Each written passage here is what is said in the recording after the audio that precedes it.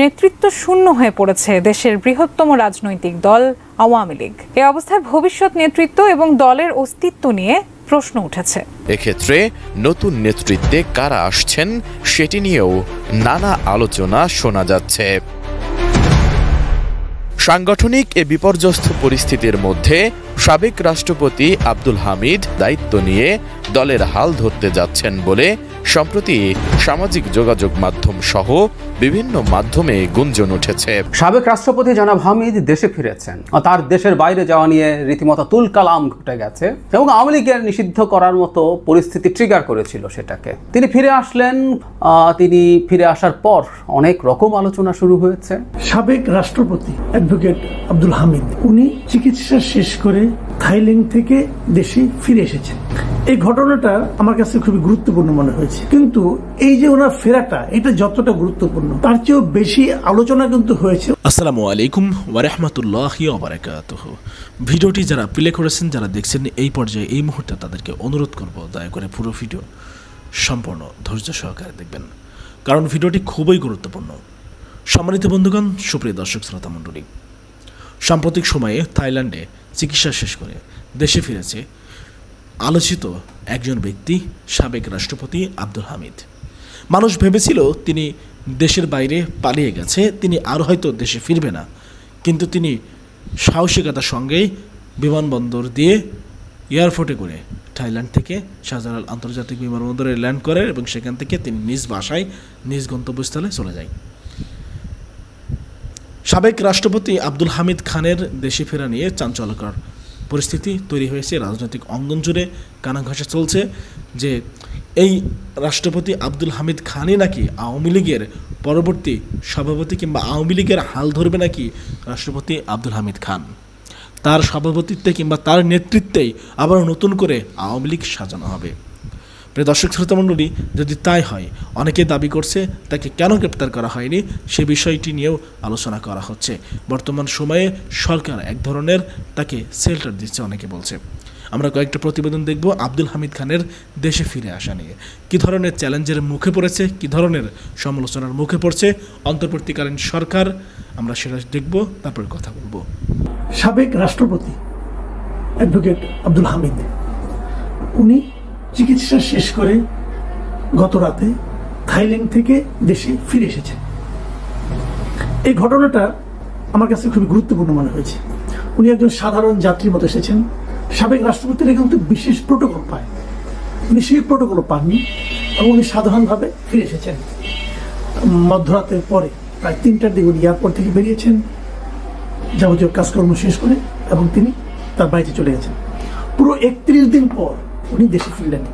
কিন্তু এই যে ওনার ফেরাটা এটা যতটা গুরুত্বপূর্ণ তার চেয়েও বেশি আলোচনা কিন্তু হয়েছে ওনার যাওয়ার সময়। উনি যখন মে মাসের 7 তারিখ রাতে যান দেশ ছেড়ে, যাওয়ার পর 8 তারিখ থেকে মহা হইচই। উনি কেন গেলেন, কেন ওনাকে পালিয়ে যেতে দেওয়া হলো, ওনাকে পালিয়ে যেতে দেওয়ার পেছনে কারা দায়ী আছে, এগুলো নিয়ে নানা ধরনের প্রশ্ন উঠতে থাকলো।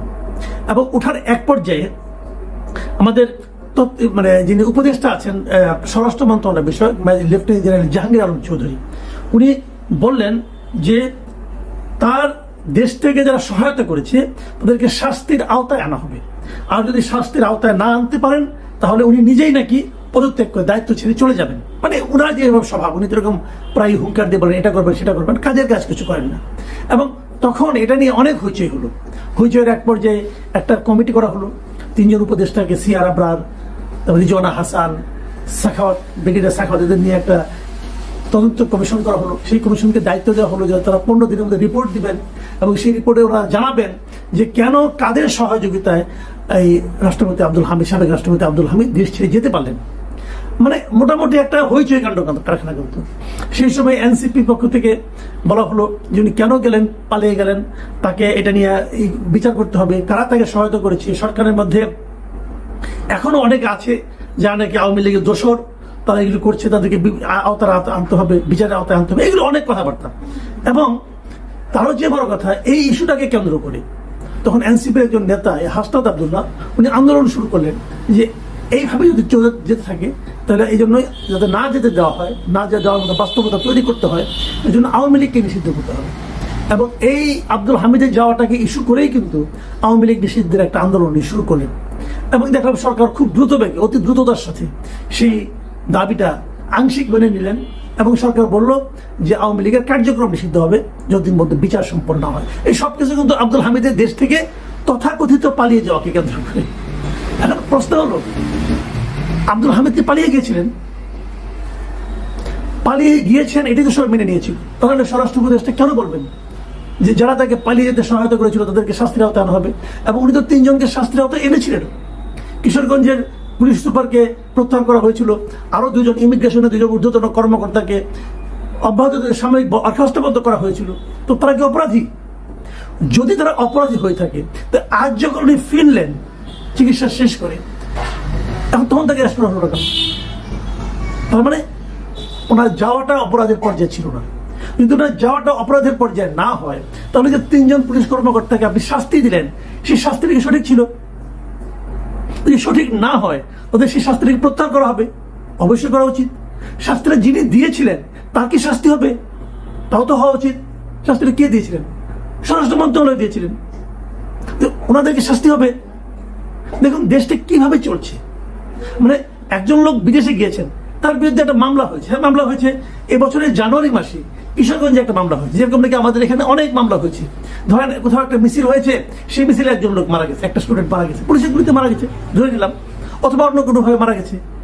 সেই মামলায় আসামি করা হয়েছে 200কে, 300কে, 500কে, এবং সেখানে মামলাতে শেখ হাসিনার পুত্র, শেখ হাসিনার কন্যা, শেখ হাসিনার বোন, তৎকালীন স্বরাষ্ট্রমন্ত্রী শুরু করে যার যা যত নাম মনে আছে সবাইকে সেখানে আসামি করা হয়েছে।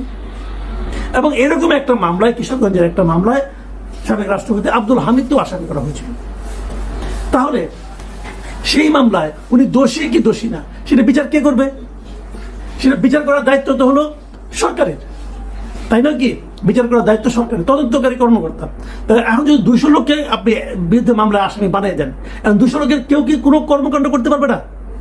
তারা কি দেশের বাইরে যেতে পারবে না, চিকিৎসা করতে পারবে না, ব্যবসা বাণিজ্য করতে পারবে না, ওদের ব্যাংক অ্যাকাউন্ট আপনি স্থগিত করে এগুলো করবেন?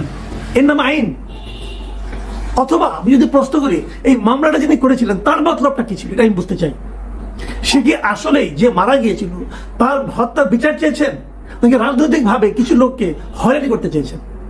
সে লোকটা কে, তাকে খুঁজে বের করা উচিত মনে করি। এখন যদি মামলা করলেই তার বিরুদ্ধে এই ধরনের আচরণ হয়, গ্রেপ্তার করা হয়, তাহলে সেটাকে কি আমি বিচার বলবো? সেটাকে আইনের শাসন বলবো? আমরা একটা মামলা হতেই পারে, আপনি আমাকেও আসামি করতে পারেন, আপনি যে কাউকে আসামি করতে পারেন, তারপর সেটাকে পুলিশ তদন্ত করবে, তদন্ত করে পুলিশটা একটা ফাইনাল রিপোর্ট দিবে অথবা একটা চার্জশিট দিবে, যাই দিবে। দেওয়ার পর যাদের বিরুদ্ধে চার্জশিট দেওয়া হলো, যাদেরকে পুলিশ প্রাথমিকভাবে অপরাধী হিসেবে বিবেচনা করলো, তাদের বিরুদ্ধে কেবল গ্রেপ্তারি পরোয়ানা জারি হতে পারে, তাও সেটা আদালত দিবে। সেভাবে হচ্ছে আমাদের এখানে। আমাদের অনেক সাংবাদিক বিরুদ্ধে মামলা আছে, গ্রেপ্তার করা হয়েছে, অনেক ব্যবসায়ীকে গ্রেপ্তার করা হয়েছে। কেন? ওই 132 জনের মধ্যে হয়তো আছে 99তম। এটাকে সুশাসন? কিছু বললে পরেই স্বৈরাচারের দোষর এগুলি বলে একটা ট্যাগ দিয়ে তারপরে তার বিরুদ্ধে বিচার করা হবে, তার বিরুদ্ধে গণ আদালত কি করা হবে না করা হবে, মানে গায়ের জোরে দেশ চলছে। আমরা তো একটা গায়ের জোরে দেশ চালাচ্ছিল শেখ হাসিনা, আমরা তো সেখান থেকে বাঁচার জন্যই নতুন কিছু চেয়েছি, তাদেরকে এই দেশ থেকে আমরা তাড়িয়ে দিয়েছি। তারপর আমরা কি পাচ্ছি, এগুলি কি দেখছি, এগুলো ট্যাগ দিয়ে লাগিয়ে দিলেন আপনি। ইচ্ছা হলো একজনকে মামলা, জেরা খান পান্নার বিরুদ্ধে মামলা করলেন, তারপর দেখা গেলো বাদী জেরা খান পান্নাকে চেনে না। তারপরে কি হলো, জেরা খান পান্নাকে তার ওই আসামির তালিকা থেকে তাকে সরিয়ে দেওয়া হলো। তো অন্যান্য যারা আছে তাদেরকে সবাই করে চেনেন। উনি বললেন, ওই বাদী বললেন জামাত এবং বিএনপির আইনজীবীরা তাকে নাকি পরিচিত করেছে। বোঝাই গেল এই হয়রানিমূলক মামলার পেছনে মূল দায়িত্ব কে নিয়েছে? জামাত এবং বিএনপির আইনজীবীরা। তাদের বিরুদ্ধে কোনো অ্যাকশন হয়েছে? হয়নি। কিন্তু যেটা এখান পান্না একদম পাওয়ারফুল লোক, তারটা আপনার প্রত্যাহার করে নিয়েছেন, অন্যদের কিন্তু করলেন না কেন? করেননি তো। আজকে কি হলো দেখেন, এই কথাটা বললাম কেন, আজকে যখন এই ঘটনাটা ঘটেছে তখন কিন্তু আবার স্বরাষ্ট্র উপদেষ্টাকে জিজ্ঞাসা করা হয়েছে যে আপনি এখন তো ওনাকে গ্রেপ্তার করলেন না। উনি কি বলেছেন? উনি বলেছেন তদন্ত হওয়ার পর যে দোষী তাকে আইনের আওতায় আনা হবে। আপনারাই বলেছেন নির্দোষরা যাতে সাজা না পায়, এই জন্য আমাদের তদন্তটা করতে দেন। তদন্ত করার পর যেই দোষী হোক না কেন, কাউকে আইনের বাইরে রাখা হবে না, আমরা তাকে আইনের আওতায় নিয়ে আসবো। এই যে কথাটা স্বরাষ্ট্র উপদেষ্টা আজকে বললেন, এটা কি সব মামলার ক্ষেত্রে প্রযোজ্য? তদন্ত না করে কি সবাইকে গ্রেপ্তার করা হচ্ছে না? অনেকে গ্রেপ্তার করা হচ্ছে। আইনের শাসন আপনি কিভাবে কায়েম করবেন? আপনি কি একমাত্র আব্দুল হামিদের ক্ষেত্রে আইনি শাসন কায়েম করবেন? আব্দুল হামিদ 10 বছর প্রেসিডেন্ট ছিলেন। এই 10 বছর ধরে আওয়ামী লীগের ছিলেন না। অনেকে বলেন হ্যাঁ উনি 10 বছর প্রেসিডেন্ট ছিলেন, উনি শেখ হাসিনাকে থামালেন না কেন? থামানো যায়? যিনি বলেন তিনি থামানোর চেষ্টা করেছিলেন। এখন যা হচ্ছে, এখন যে অনিয়ম হচ্ছে, এটা কেউ থামানোর চেষ্টা করছে? এখন যে মব ভায়োলেন্স হচ্ছে, কেউ থামানোর চেষ্টা করছে? যখন এই সরকার না থাকবে, যখন নতুন সরকার আসবে, তখন যখন প্রশ্ন করবে যে আপনি থামানোর চেষ্টা করলেন না কেন, কি বলবেন আপনারা?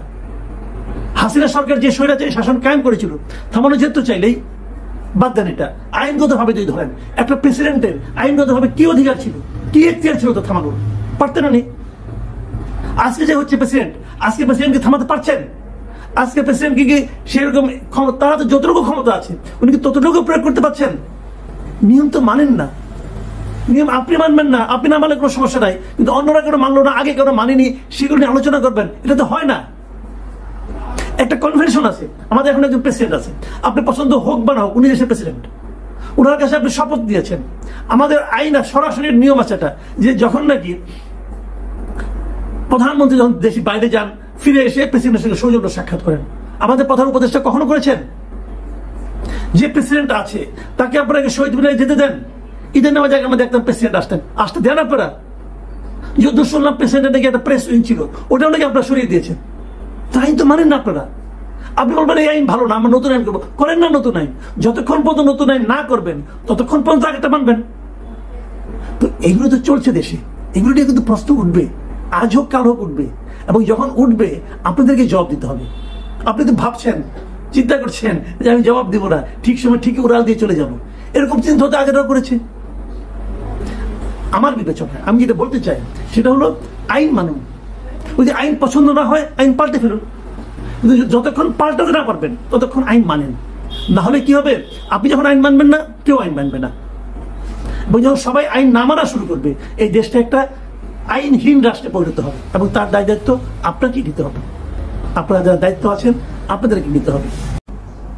সাবেক রাষ্ট্রপতি জনাব হামিদ দেশে ফিরেছেন, তার দেশের বাইরে যাওয়া নিয়ে রীতিমতো তুলকালাম ঘটে গেছে, এবং আওয়ামী লীগের নিষিদ্ধ করার মতো পরিস্থিতি ট্রিগার করেছিল সেটাকে।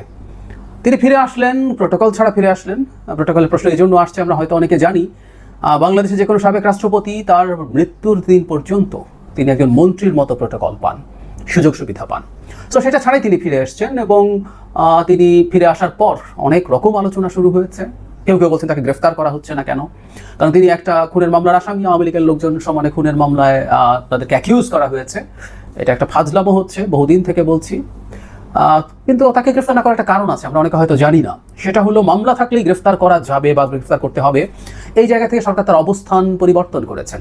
অনেকেই খুনের মামলা দিয়ে দেয়, সরকার বলছে তারা দেন না, জনগণ দেয়, তাই তাদের নিতে হয়। এটাও ঠিক কথা না, মামলা চাইলেই নিতে হবে তা না। যাই হোক, পরবর্তীতে ড্যামেজ কন্ট্রোলের জন্য সরকার যে সিদ্ধান্ত নিয়েছে সেটা হচ্ছে প্রাথমিক তদন্তে কারো যুক্ততা পাওয়া গেলে তারপর গ্রেফতার করা ছিল। তার মানে মামলা হলেই গ্রেফতার করে ফেলার যে টেন্ডেন্সি, সেটা থেকে সরে আসতে সরকারি ইনস্ট্রাকশন আছে। সুতরাং জনাব হামিদকে গ্রেফতার না করার মধ্যে কোনো আইনগত ব্যত্যয় অন্তত এই মুহূর্তে হচ্ছে না, আমরা এটা বলতে পারি। কিন্তু এই প্রশ্ন আবারও আসবে, জনাব হামিদকে আমরা নানান অপরাধে অ্যাকিউজ করতে পারি। আওয়ামী লীগের সাথে থাকা লোক, আওয়ামী লীগের প্রেসিডেন্ট ছিল, তিনি সাধু সন্ন্যাসী মানুষ, আমরা এটা কোনোভাবেই মনে করি না, একেবারেই মনে করি না। সো ওই সময়ের সাথে যুক্ত করে তার নানান দুর্নীতি, অনিয়ম, অনেক কিছুই পাওয়া সম্ভব বলে আমরা বিশ্বাস করি। সো সেগুলো নিয়ে তদন্ত হওয়া দরকার। কিন্তু এটাও সত্য, শুনেছি, অনেকেই জানেন এটা, যে তিনি ভীষণ অসুস্থ, তার লাইফ এক্সপেক্টেন্সি আর খুব বেশি না, সম্ভবত তিনি সে কারণে চিকিৎসার জন্য গিয়েছিলেন। কিন্তু সবাই যেটা ভাবছিল যে তিনি গিয়ে পালিয়ে গেলেন, আমারও তাই মনে হয়েছিল, উনি পালিয়ে গেছেন, উনি আর ফিরবেন না। এবং তখন সেটা নিয়ে তীব্র সরগোল শুরু হয়, কারণ সরকারের দিক থেকে কেউ কেউ বলার চেষ্টা করছেন এটা তারা জানতেন না। মানে এটাই খুবই সারপ্রাইজিং। ইভেন স্বরাষ্ট্রমন্ত্রী বলেছেন কারা এর সাথে জড়িত তিনি জানেন না, তিনি তাদেরকে ধরবেন, ধরে শাস্তি দিতে না পারলে তিনি পদত্যাগ করবেন। তিনি যাওয়ার পর একটা তদন্ত কমিটি তৈরি হয়েছিল। আমরা অন্তত এখন এই জিনিসটা জানতে চাইতে পারি যে এই তদন্ত কমিটি, উপদেষ্টাদেরকে নিয়ে 3 জন, আমি ভুল না করে থাকলে, তারা কি তদন্ত করে বের করেছেন, কি পেয়েছেন, কেন হয়েছে এটা। কারণ জনাব হামিদের মতো একজন মানুষ এয়ারপোর্টে গিয়ে সব ক্লিয়ারেন্স শেষ করে দেশের বাইরে যেতে পারেন, এটা কোনোভাবেই ওই লেভেলে যারা কাজ করেন তাদেরকে দিয়ে সম্ভব না। যদিও ওই যেটা হয় সব সময়ের মতো, কিছু বলির পাঁঠা খোঁজা হয়, বলির পাঁঠা খোঁজা হয়েছে, কিছু একেবারে প্রান্তিক পর্যায়ে কাজ করা বা মাঝারি পর্যায়ে কাজ করা অফিসারের বিরুদ্ধে ব্যবস্থা নেওয়া হয়েছে, কর্মচারীর বিরুদ্ধে ব্যবস্থা নেওয়া হয়েছে। কিন্তু এটা সরকারের খুবই উঁচু পর্যায়ে কোথাও না কোথাও থেকে এই গ্রিন সিগন্যাল তো এসেছিল বটেই। আমার ব্যক্তিগত বিবেচনায় ইভেন এটা ডক্টর ইউনুস লেভেল ছাড়া এন্ডোসড হওয়ার কোনো কারণ নাই। কিন্তু উনি গেলেন এবং এখন পর্যন্ত আমরা কোনো কিছু জানি না।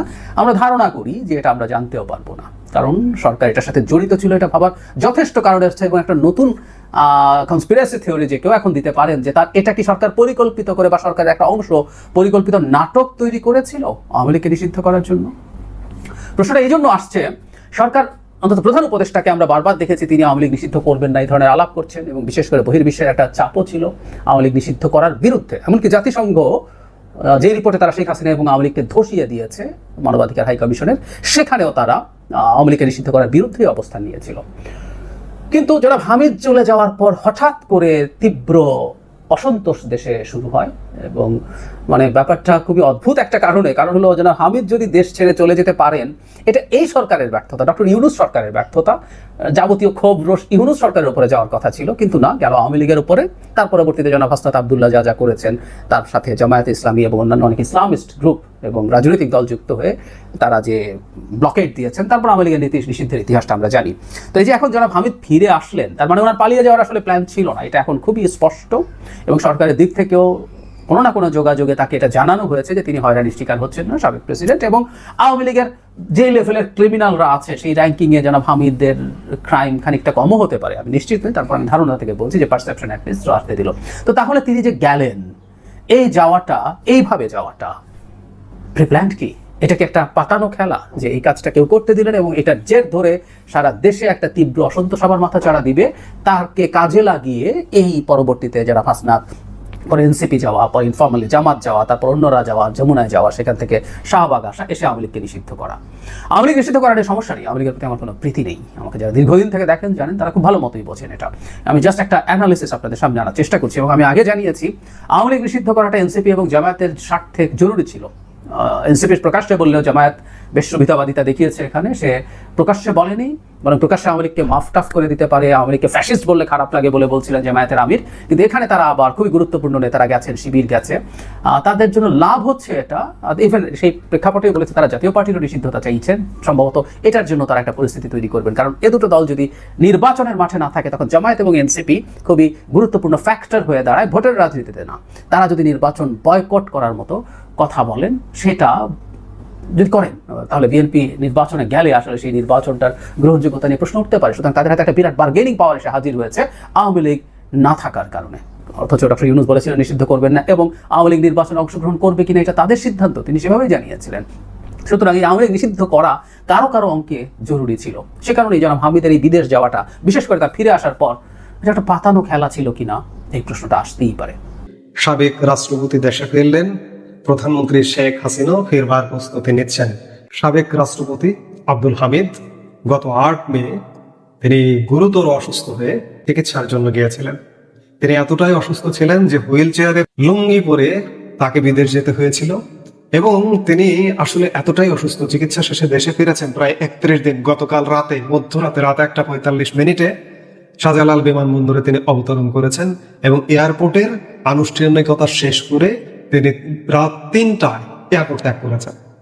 তিনি এতটাই অসুস্থ, তিনি তার শারীরিক অবস্থা, বিশেষ করে তার ছেলে, তিনি বিদেশ যাওয়ার পরে তার ছেলে ফেসবুকে স্ট্যাটাস দিয়ে যেটি বলেছিলেন যে আব্দুল হামিদ নিতান্তই চিকিৎসার জন্য যাচ্ছেন, তিনি অসুস্থ, তিনি দাঁড়িয়ে থাকতে পারেন না, হুইল চেয়ারে চলেন, এমনকি তার ওজন কমতে কমতে এতটাই কমে গেছে যে 54 কেজিতে নেমেছে, যার দরুন তার জামা কাপড় গায়ে হয় না। এই জামা কাপড় না হওয়ার কারণে তিনি লুঙ্গি পরে বিদেশ গেছেন, লুঙ্গি পরে বিদেশ থেকে এসছেন। অথচ গত 8 মে যখন আব্দুল হামিদ বিদেশে গেলেন, সেই সময় এই যে বর্তমানের যে দখলদার সরকারটি, তার বিদেশ যাওয়া নিয়ে যে পরিমাণ নেতিবাচক নাটক, যে পরিমাণ নেতিবাচক হিংসা আমাদের দেশে, আমাদের সমাজে ছড়িয়ে দিল, তার নজিরবিহীন। এই দখলদার সরকার এবং সরকারের যারা বাহিনী আছে, সরকারের যেসব রাজনৈতিক দল আছে, তাদের হিংসার আগুনে এক প্রকার জ্বলে উঠল চারপাশ। এতটাই যে রাষ্ট্রপতি, সাবেক রাষ্ট্রপতি আব্দুল হামিদ দেশ ছেড়ে পালিয়ে গেছেন। গণমাধ্যম বলছে যে কেউ কেউ বলছে পালিয়ে গেছেন, কেউ কেউ না, স্বয়ং এই যে বর্তমান যে আমাদের এই যে রাষ্ট্র, এই যে দেশ, এই দেশে একটি দখলদার সরকার, স্বয়ং এই সরকারটি রাষ্ট্রীয়ভাবে এমন কথা বলেছে, এবং রাষ্ট্রীয়ভাবে বলবার কারণে কমপক্ষে 3 জন পুলিশ কর্মকর্তার চাকরি খেয়েছে। এবং রাষ্ট্রপতি আব্দুল হামিদ বিদেশ যাবার একদিন বা দুদিন পরে স্বয়ং স্বরাষ্ট্র উপদেষ্টা এয়ারপোর্টে গিয়ে ভিজিট করলেন, ভিজিট করে বললেন যে পালিয়ে গেছে, পালিয়ে যাবার কারণে যারা জড়িত তাদের শাস্তিমূলক ব্যবস্থা নেওয়া হবে, এবং সেই শাস্তিমূলক ব্যবস্থা নেওয়া হলো 3 জন পুলিশ কর্মকর্তার বিরুদ্ধে। রাষ্ট্রপতি আব্দুল হামিদ দেশে ফিরে এসেছেন। এখন সরকার কি করবে? সে সময় তিনি যখন চিকিৎসার জন্য বিদেশে গেলেন তখন বেশ তো নাটক হলো। তিনি যে চিকিৎসার জন্য বিদেশে গেছেন এবং তিনি যথাসময়ে চিকিৎসা শেষে দেশে ফিরবেন, এটি তার ছোট ছেলে ফেসবুক স্ট্যাটাস দিয়েও জানিয়ে দিয়েছিল কিন্তু। এবং তিনি সাবেক রাষ্ট্রপতি আব্দুল হামিদ কথা রাখলেন, 31 দিনের চিকিৎসা শেষে তিনি দেশে ফিরেছেন। এখন সরকারের স্ট্র্যাটেজি কি হবে? আব্দুল হামিদের নামে কিশোরগঞ্জে একটি মিথ্যা হয়রানিমূলক হত্যা মামলা আছে। এই মামলার কারণেই তার বিদেশ যাওয়া নিয়ে সেই সময় প্রশ্ন উঠেছিল। আব্দুল হামিদ যেটি জানা যাচ্ছে যে তিনি দেশে ফিরবেন, তিনি যদি মৃত্যুবরণ করেন তিনি দেশের মাটিতে মরবেন, এমনকি তিনি গ্রেপ্তার হবারও প্রস্তুতি নিয়ে এসছেন। এই যে গুরুতর একজন অসুস্থ মুমূর্ষু একজন রোগীকে ইউনূস সরকারকে অ্যারেস্ট করবেন, দেখি করুন, কেমন পারেন। আপনাদের সেই সময় উনি যখন বিদেশ গেলেন সেই সময়ের নাটক দেখলাম, এখনকার নাটকটা একটু দেখতে চাই দেশবাসী। আপনারা যত নাটক করবেন, যত জল ঘোলা করবেন, তত আপনাদের বিপদ সামনে আরো বেশি করে আসবে। আমি যেটি বলছিলাম যে রাষ্ট্রপতি আব্দুল হামিদ দেশে ফিরেছেন, একই সাথে আওয়ামী লীগ নেতারাও কিন্তু দেশে ফেরবার প্রস্তুতি নিচ্ছেন। প্রধানমন্ত্রী শেখ হাসিনা, আমি প্রধানমন্ত্রী বলতে চাই, তিনি পদত্যাগ করেননি, প্রধানমন্ত্রী শেখ হাসিনাও দেশে ফেরবার প্রস্তুতি নিচ্ছেন। কি করবেন? মসনদ সামলে রাখতে পারবেন? ইতিমধ্যে তো আওয়ামী লীগ নেতাকর্মী নিরীহ মানুষের প্রায় 3.5 লক্ষ মানুষকে গ্রেপ্তার করেছেন।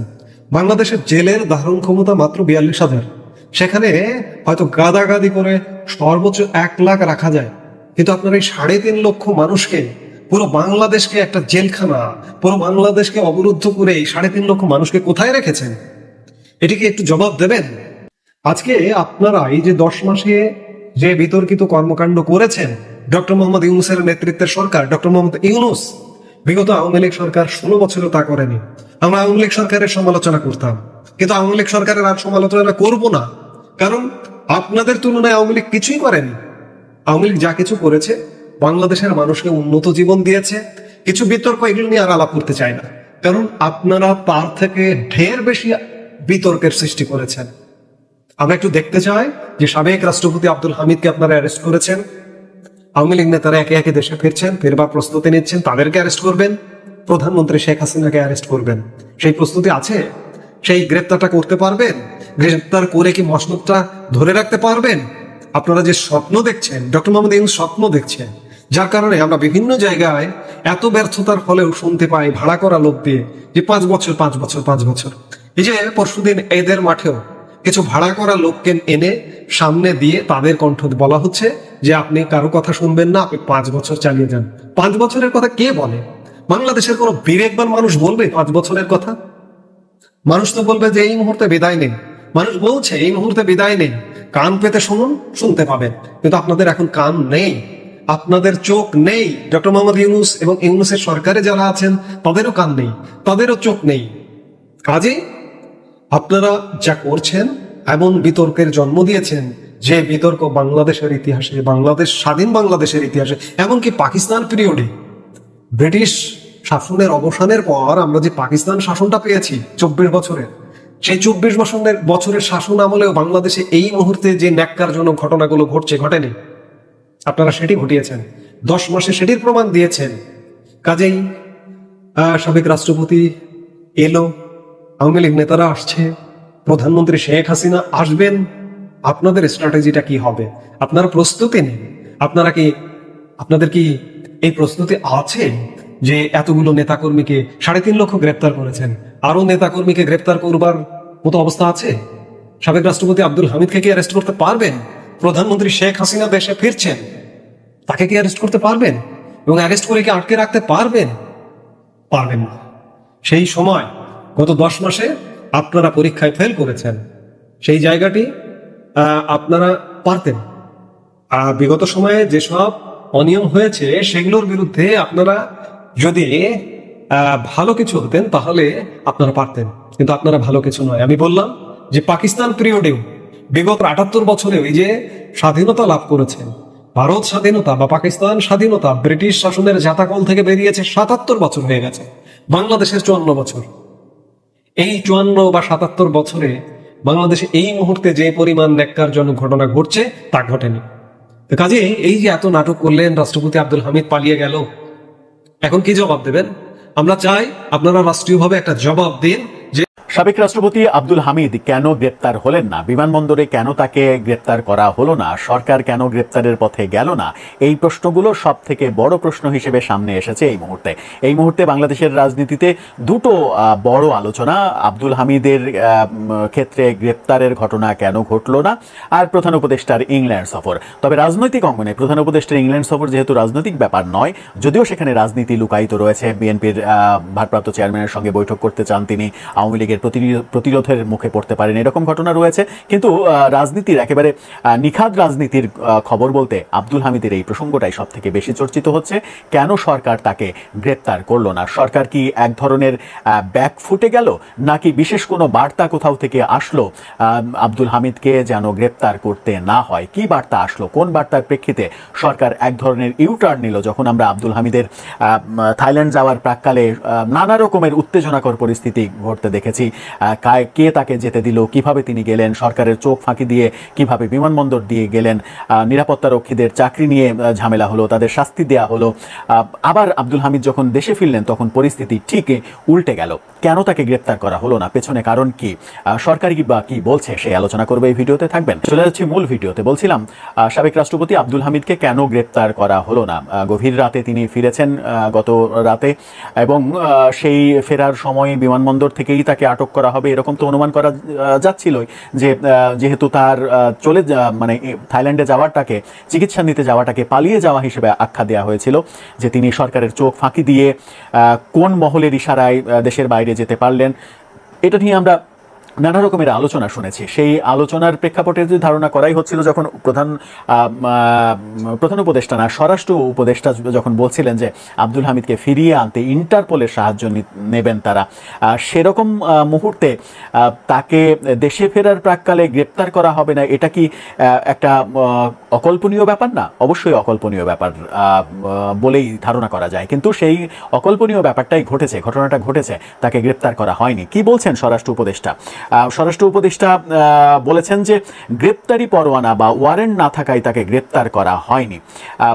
রাজধানী যাত্রাবাড়ি থানা পরিদর্শন শেষে মামলা থাকার পরেও বিমানবন্দরে আব্দুল হামিদকে গ্রেপ্তার না করার প্রসঙ্গে সাংবাদিকদের প্রশ্নে এমন উত্তর তিনি দিয়েছেন। বলেছেন, নির্দোষরা শাস্তি পাবেন না বলেই এখন পর্যন্ত কোনো অ্যাকশন নেওয়া হয়নি। তার মানে আব্দুল হামিদকে তিনি নির্দোষ হিসেবে আখ্যা দিচ্ছেন। তার এই কথাটা আবার পরক্ষণেই পরিবর্তিত হবে কিনা, অন্যরকম কথা বলবেন কিনা, সে নিয়ে নিশ্চয়ই এক ধরনের প্রশ্ন সামনে আনাই যায়। কারণ স্বরাষ্ট্র উপদেষ্টা আব্দুল হামিদকে নির্দোষ বললে কেউ কেউ তো খেপেই যাবে যে স্বরাষ্ট্র উপদেষ্টা ফ্যাসিস্টের দোসর কিংবা ফ্যাসিস্টকে নির্দোষ বলছেন, এরকম আওয়াজ তুলে স্বরাষ্ট্র উপদেষ্টার পদত্যাগ চাওয়া হলেও কিন্তু আশ্চর্য হওয়ার কিছু থাকবে না। যাক, তিনি বলেছেন আব্দুল হামিদ নির্দোষ, তদন্তে এখন পর্যন্ত তার বিরুদ্ধে কোনো ঘটনা খুঁজে পাওয়া যায়নি।